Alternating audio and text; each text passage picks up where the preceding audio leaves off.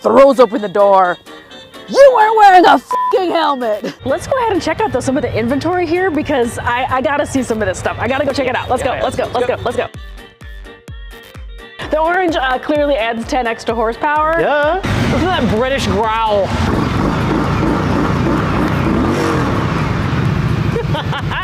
Go me!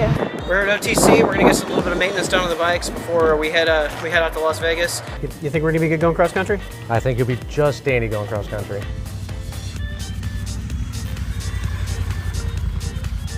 I'm Patrick Roberts. I'm an Emmy-nominated photojournalist working for Motorcycle Powersports News. That's the thing that I can do. That's the thing that I know. I've been tasked with heading to Vegas and covering the AIMExpo February 6th through the 8th. As I see it, what better way of covering something this cool but to just jump in feet first and really experiencing it? And what better way to experience a motorcycle and powersports convention than to get there on a sweet bike? So I asked my friend, MPN coordinator at large, and all-around motorcycle guru, Jacqui Van Ham, to help me out. Jacqui is definitely the guide on this journey. And together, we'll find our way across the USA, meet some incredible people, and experience the beauty and majesty of this country the best way we know how, on two wheels. Okay. It's about the best dang motorcycle stuff. Yep.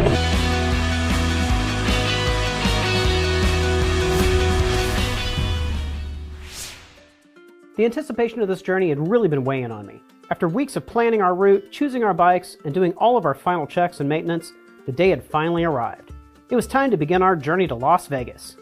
We decided to trailer the bikes for the first part of the journey. We needed to have a chase vehicle for the video crew anyway, and it just made sense to bring a trailer along in case of any problems. With the bike secure, it was time to head to Louisville, Kentucky to meet up with Jacqui. And the first stop for the guys was they came and picked me up here in Louisville, Kentucky. We got to Louisville that afternoon and met up with Jacqui by one of the city's many, many murals. Reunited, and it feels so good. Absolutely. So welcome to Kentucky. Obviously, we are not in freezing cold Ohio. I know. You're welcome. I arranged this beautiful weather for us.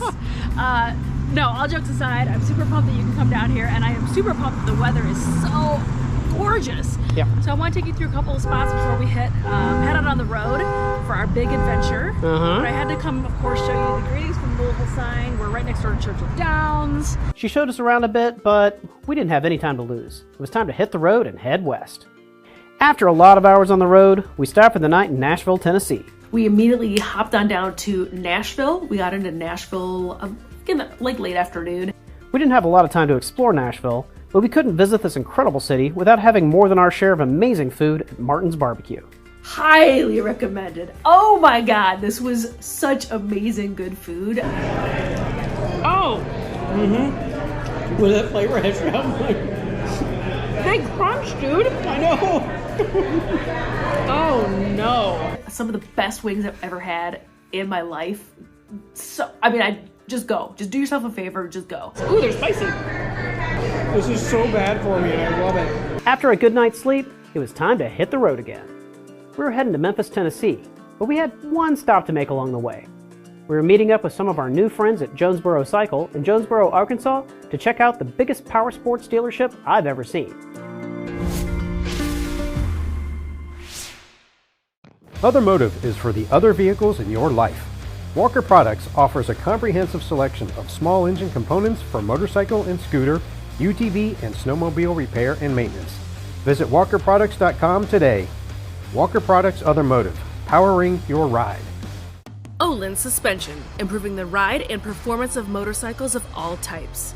With state-of-the-art suspension technology, Olin's takes the imperfections out of the road, adding more comfort to your bike and more confidence and safety for riders. Visit olinsusa.com for more information.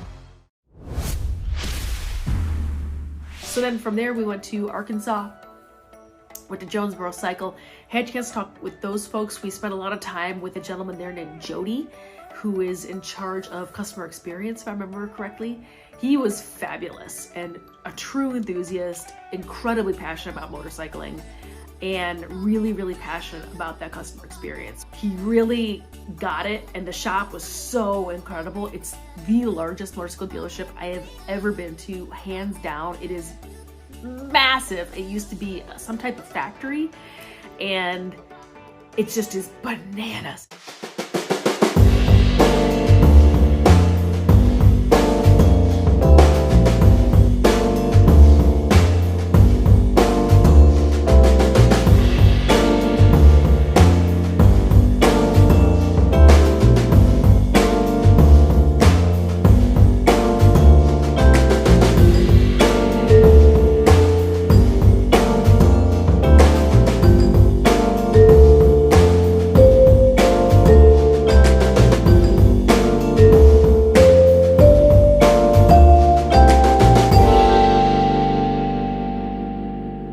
Jonesboro is a small town northwest of Memphis. We popped up there to talk to Jonesboro Cycle. Jonesboro Cycle is enormous. The biggest dealership I've ever been in. They have everything there. Triumphs, Indians, Polaris, Kawasaki's, you name it. Boats, they had watercraft there. I love that your dealership is so big you require pit bikes. We've That was amazing. The gentleman that we talked to, he showed us around. I'm Jody Callahan. I'm the customer experience manager here at Jonesboro Cycle. He definitely has a love of motorcycles. Absolutely. And so look. here's our vintage bike collection. I was just gonna say, so- what are these doing? Well, We talked forever about Triumphs, because he's also a big Triumph guy like me. Alrighty, now we're back in Patrick's land. oh yeah, absolutely. This is it right here. How much? Patrick is openly biased to the to the Triumph gosh. brand. He's a lover. He's a lifer. Absolutely, positively in love with anything with a big T on it. I am. Absolutely. It's beautiful. And you said this is also relatively new. This brand being part I of the actually family. bought the second Triumph that the dealership sold. Okay. And I love it. I couldn't imagine getting rid of it. It will be my heirloom for my kids, I'm sure. Well, so the only thing better than one bike is two, and so this is really the one that I'm wanting to purchase next. I think it's probably one of the best riding bikes in the store, and it really surprised me. It always attracted me because it's got this blue, and that's actually infantry blue, or really, really close to it. And all infantry people, which I spent 21 years of my life doing, earn a blue cord that signifies that they're infantry. I always thought it would be cool to put like my cross rifles or my combat infantryman badge or something on there, and kind of have that as an heirloom. But absolutely love it. I think it's a great bike, and of course the fact that it's my favorite blue is definitely there as well. But it's a Triumph, like you said. I mean, anything with a T. Yep. I think the fit, the finish, the design. I think it's just all there. So one of the cool things at Jonesboro was their community outreach. They're all about trying to get shop class back in schools. So ultimately, when our partnership is complete with the local technical college, Black River Technical College, we'll actually have our students here with our techs.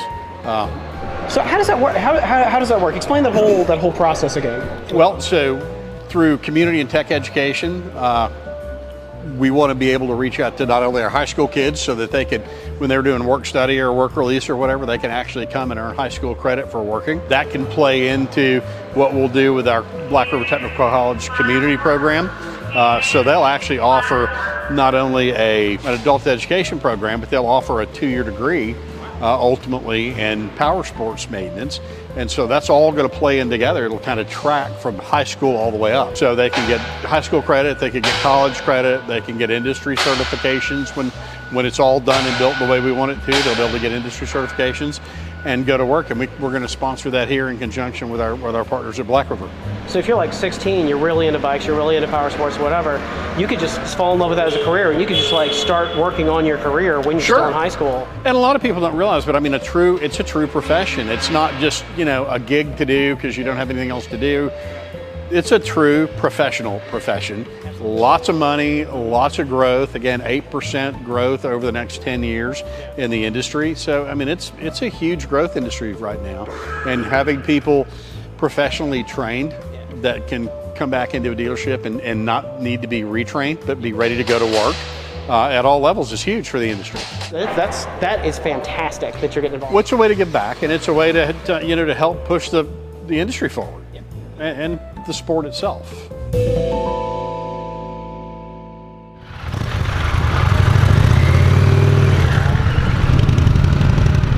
The beautiful part about Jonesboro Cycle is, again, the culture that they're growing around their dealership.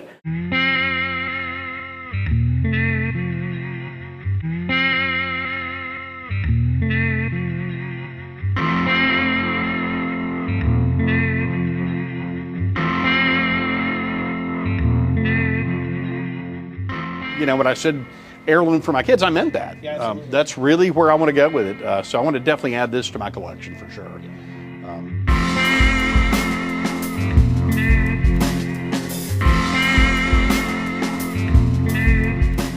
Jonesboro's a small town. They know that that's a smallish community, but they're trying to build a community around around motorcycles, around power sports.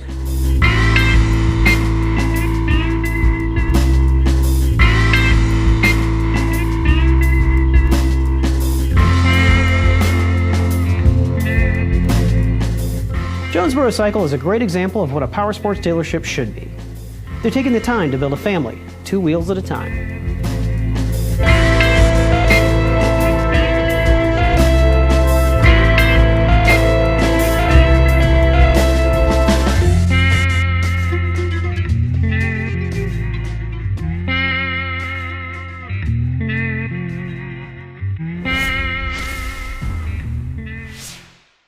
Voltz Power offers one of the most complete lines of high-quality yet competitively priced Powersport batteries available on the market today. From those hard-to-find 6 and 12-volt applications to their high-performance V-twin line, Voltz Power can pretty much cover all of your Powersport battery needs. Clunky DMS software at work and beautiful software in your personal life? Check out Black Pearl at blackpearl.com, a game changer designed for modern dealers. Simplify your operations with Black Pearl. Don't let outdated DMS technology hold your business back. Okay, Memphis. We were lucky enough to hook up with one of Jacqui's friends in Memphis, Larry. I was meeting up with a good buddy of mine, Larry Reiter, down there. Larry has been in motorcycling for a very, very long time, but I've known him for about 20 years. We belong to the same vintage motorcycle club.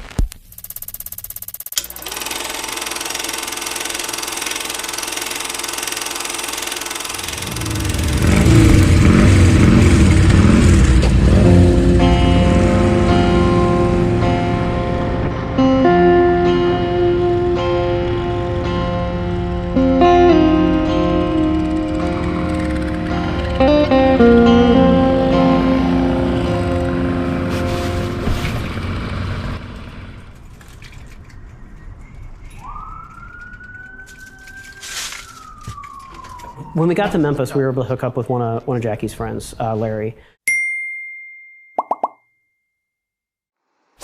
So in true travel road life fashion, if you just put it out on the internet where you're going to be, all sorts of pals decide to slide into your DMs and let you know that you can stop by or should stop by or borrow a motorcycle or come hang out or meet us for dinner. And so that's what is happening. We're one big happy family out here. So, you know, you get this kind of thing, right? And you have to buy a giant warehouse. Right. But you don't need all the space. Yeah. Right? So he rents out everything, well, except for this room. Larry and his wife rent this warehouse in Memphis. You know, like Meow Wolf? Yeah.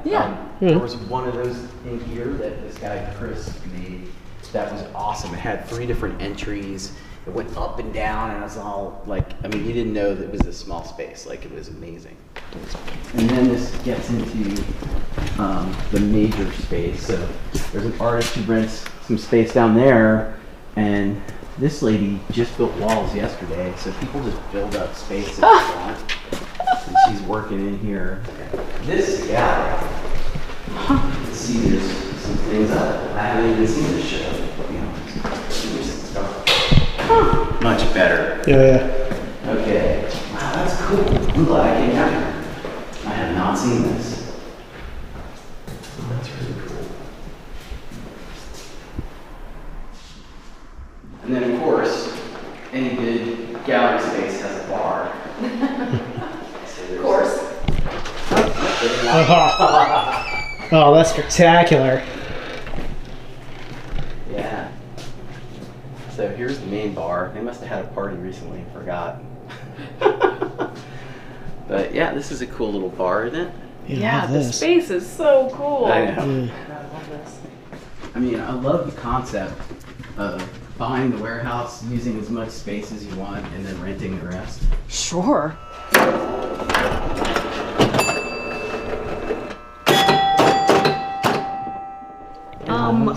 I didn't know about the pinball situation. Yeah, I'm way into pinballs. I wasn't until the pandemic.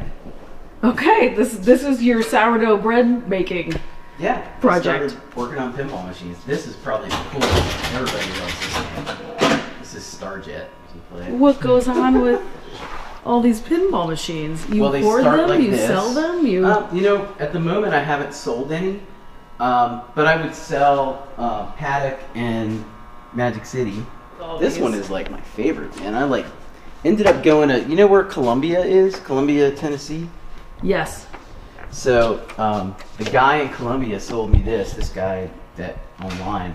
And I ended up buying 2 jukeboxes from him and going back like 4 weeks later. But I like this pinball a lot. It's just weird. It's not like other games. It's really challenging. But I like the graphics on it. You see the guys racing?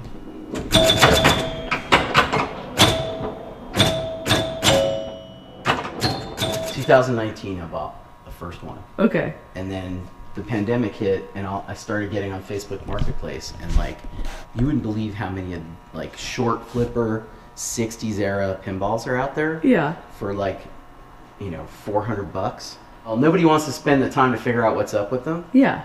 They're all easy. They're all just switches. This is a schematic. Oh wow. So that's what all the electronics. Your pinball looks like inside, right? Yeah. And almost everything goes down to like a little electromechanical pinball brain. So I had one of the woodworking guys help me with this. 1 sheet of plywood. I committed to like, because this can get out of hand. You know, I was like, all right, I'm building a simple train set, right? It's going to be 1 sheet of plywood. And then I just, you know, built 3 tracks and started modifying stuff.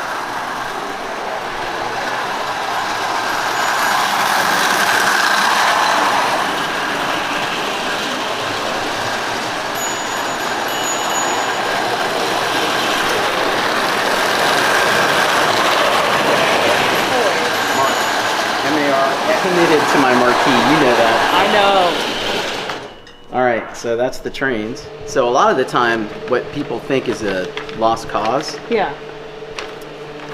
it's not. It's not. And that's why it's the same attitude with bikes, right? Because people will sell you a bike cheap if it doesn't run. Of course.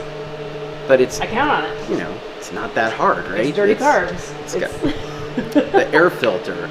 The plugs are fouled, you know, like they just don't think about it. They don't want to try and think about it. So yeah, that's what usually gets you over the edge. You get like a cheap bike, you spend a lot of money on it sometimes, but sometimes you don't. Sometimes you just get it running. Yeah. That is so fucking cute. You can ride that too. That's not street legal. Oh, I want to ride this. You can ride it. Let's ride it. Let's ride it down the street and make noise.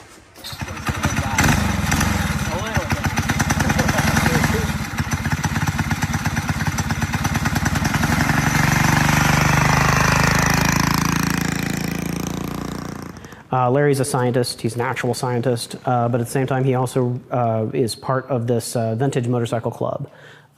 He restores old motorcycles. He has a whole garage filled with these various bikes. He was super, super awesome and let us ride some of his bikes around town.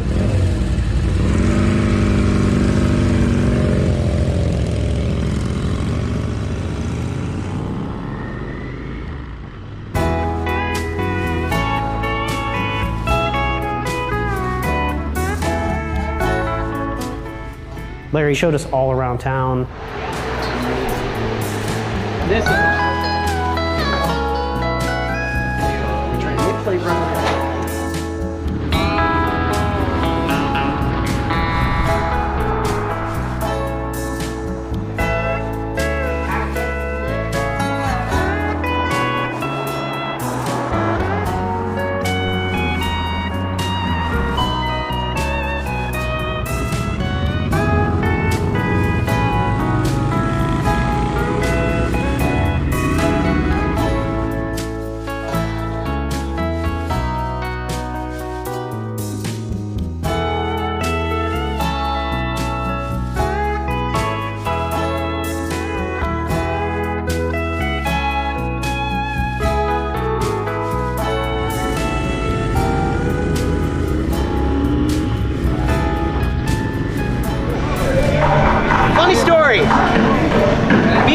Memphis.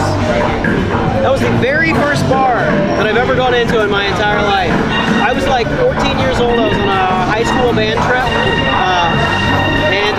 Yeah, my very first car. I remember my first run of Coke, right there. We got to ride around town in old Memphis, in this cool old car, listen to cool old music. It was cool. It was a really good time.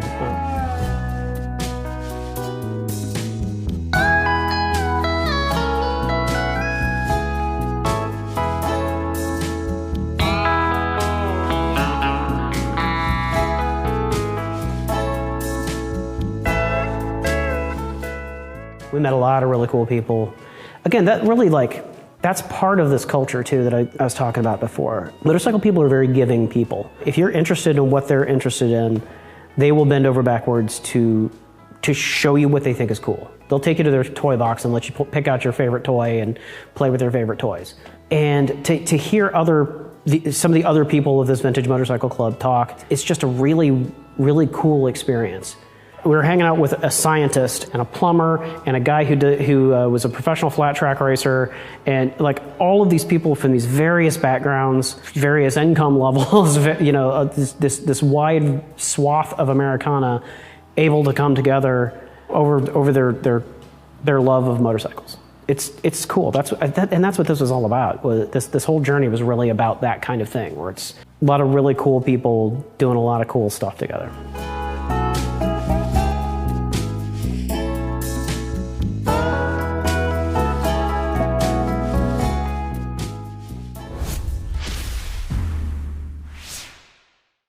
Griffin is a family-owned motorcycle apparel brand with a long history in the motorcycle industry. We offer a wide range of products, including a variety of jackets in textile and leather, as well as riding pants, rain gear, and gloves. Griffin is focused on style, function, and protection for riders. Check us out at griffinmoto.com.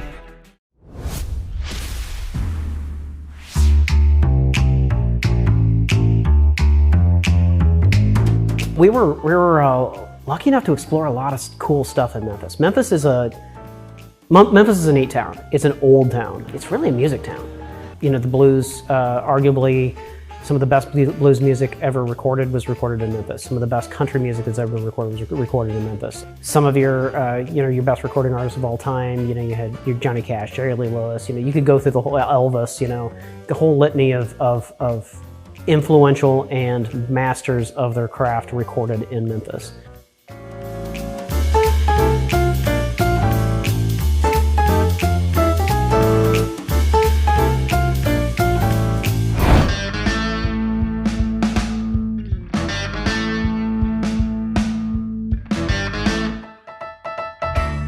So we got up in the morning and we went to Graceland.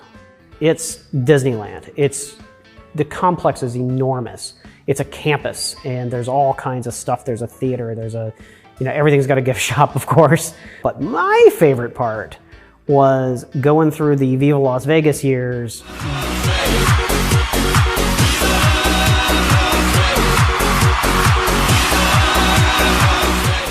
All the jumpsuits and all the craziness from later Elvis years, which is, my favorite. Everybody's got their favorite Elvis. Mine's old Elvis. I think old Elvis is super cool. But we got to experience all that. That was again, it was a bucket list thing. I hadn't been there since I was a kid, but it was, experiencing it as an adult is very different than it was experience as a kid. But the coolest bit was going through his car and motorcycle collection. All right, Patrick, Elvis, tell me about your first motorcycle. Very first motorcycle was a 1978 CB 754. It was absolutely beautiful. It was, kind of rusty and sort of red, and loved it. Rode the hell out of that thing. Yes. Mm-hmm. Did Yours.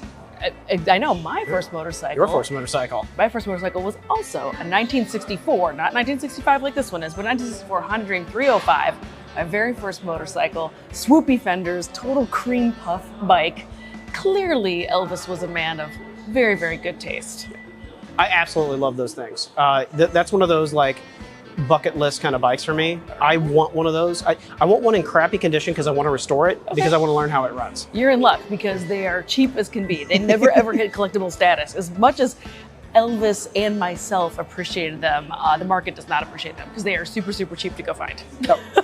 And they're awesome. I mean, they're indestructible. It's a Honda, so you know it's going to be indestructible. It's a Honda. It's bulletproof. Yeah. It's what they do. Yeah, you know it's not going to take anything to fix the engine. They're very simple machines. They're just gorgeous. They're so retro. They're so awesome. I love them. I love it. Let's go see the rest of the collection. Let's go.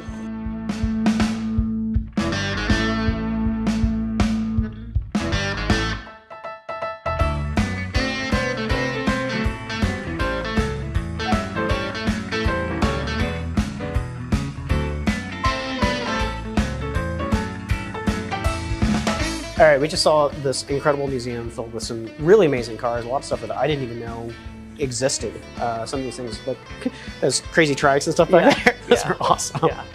One thing I was really, really looking forward to that didn't happen, I understand that it's going through the news, Elvis had a whole series of Triumphs, and you know I'm a big Triumph guy. You are. I'm very much a Triumph guy. I was really looking forward to those, but that's not the cards. That's not only missing here, that's missing everywhere. Yeah. So what happened in the news really recently that I think is funny, and I'm sure this is not the only version of this type of story, because Elvis collected and bought anything he wished, and had things made, and custom cars and custom vehicles was all over the things that he bought. This is such a tiny fraction of the things that he bought and purchased and drove and rode throughout the course of his life. So the story you're referring to is the story of 9 Triumphs that he bought, 1964 Triumphs. He had them delivered because he was out on the West Coast, and he and his gentleman buddies, also known as the Memphis Mafia, which were some of his like handlers and friends and management team. They were known as the Memphis Mafia. Anyway, they were out on the West Coast all together, and he was like, perfect bike to ride out here. So he went to the dealer, bought 9 of them. They managed to come up with 7 of them on the first day. The next day they delivered 2 more. They were all Triumph T120s, TR6s, which is a 650cc bike. And again, 1964 Triumphs. Gorgeous. And then now they rode them. There's a handful of images of them, not many, but there's also some of the gentlemen, there's like 1 or 2 of those gentlemen still alive, and he is on the hunt for those bikes because they kind of disappeared into the mists after this kind of epic ride in 1964. So Triumph Corporate itself has put the call out that they're looking for these machines. So if anybody has some random weird Triumph 650s laying around in their barns, the folks at Triumph would like to know about them and would like to buy them back, I'm sure, to have a little bit of this provenance. I would also like those bikes. Yeah, I feel like that can't be the only version of this story floating around. Of things that Elvis bought and lost. And Sure. has been, you know, like, I think he just owns so much stuff. Yeah. I think there has been a lot of this laying around.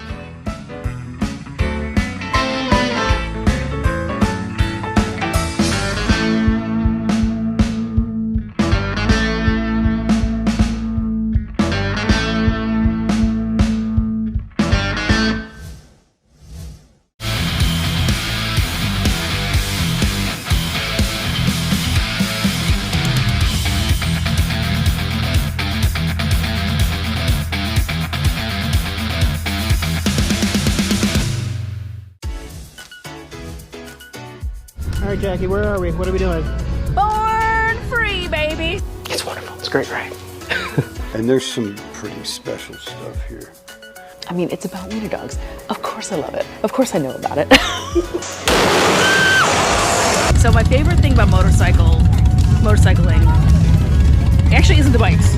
The bikes are cool, Yeah. but the people are what are way cooler.